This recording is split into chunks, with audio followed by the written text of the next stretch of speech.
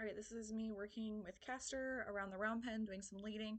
So I've got my target and he wants to get ahead of me sometimes. He's pretty good about leading.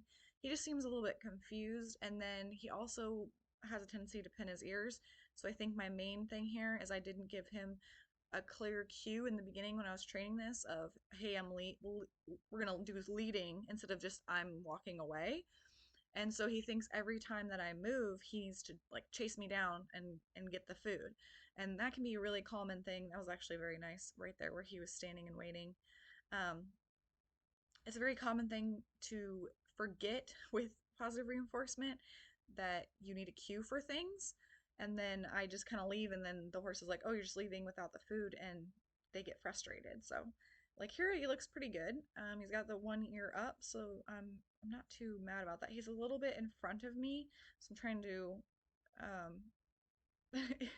So my point, my thing that I was trying to do at the time was, okay, he's getting in front of me, so I'm going to show him my target and try to get him to follow that and like end up behind me.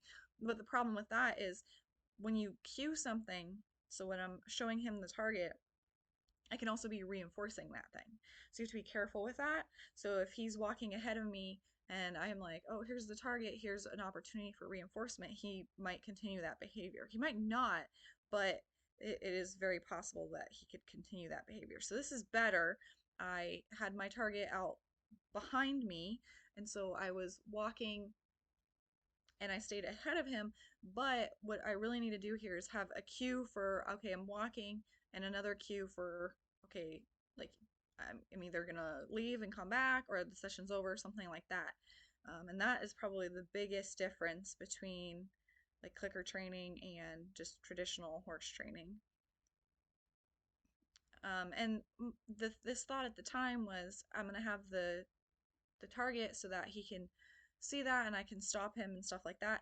But eventually, I want to get rid of that target, and at that point is when he starts like he doesn't understand where he's supposed to be at all times. So that's where he's ending up ahead of me, and then he gets frustrated and he'll leave. So what I should have done in the beginning, and they're like he'll get ahead of me and I'll show him my target, but I don't want to reinforce that behavior. So instead, I should have been cueing a leading behavior. So you could have a voice cue, a hand cue. It just depends on what it is that you want. But let's say I wanted just like walk on or hear or whatever voice cue you want.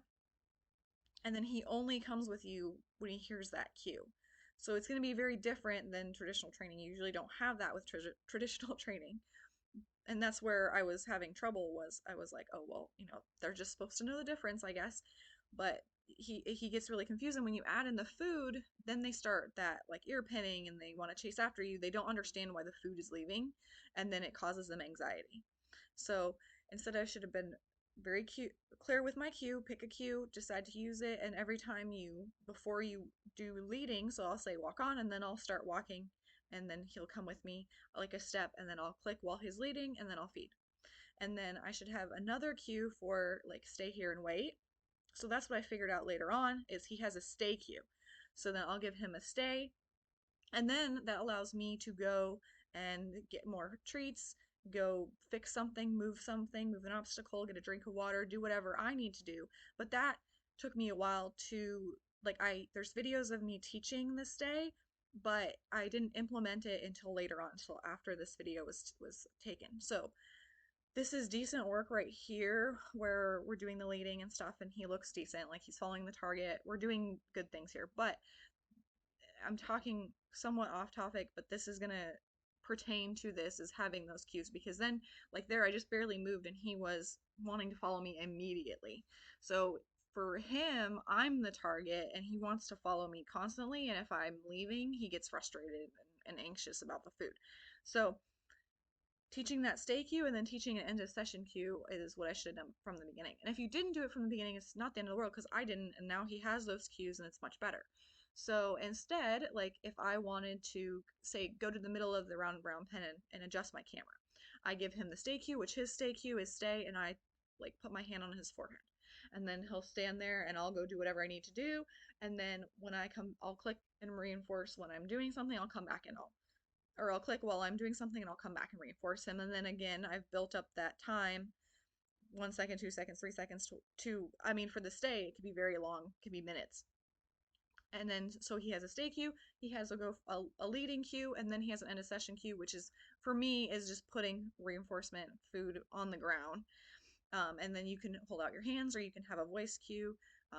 Depends on what you want to do. But that was the biggest thing for me when trying to transition from negative reinforcement to positive, is I didn't realize how many cues I needed and that I needed to tell him at all times what behaviors I want. So you get really stuck with negative reinforcement because basically you want your horse like not doing anything until you tell them to, and then with this you need to tell them what to do at all times, like what you want. Like, okay, I want you to stand, I want you to to lead, you know, you have, it's more communication, and that's why I like it so much. You get to communicate all the time instead of just wait here until I do something to you. So that was the biggest thing that I really had trouble with, is like having the cues, and the cues are really easy to teach too. And then it's actually really cool to have, and then you have those cues for different behaviors all the time. But with the leading, you have to make sure you do it all the time, because especially if you've worked with horses just with negative reinforcement, it's very easy to just, you know, put the halter on or just walk away and expect the horse to follow, but you need to have that voice cue or that tactile cue and then lead your horse so that he has that cue very consistently. He understands what it means, and without it, he stays where he's at.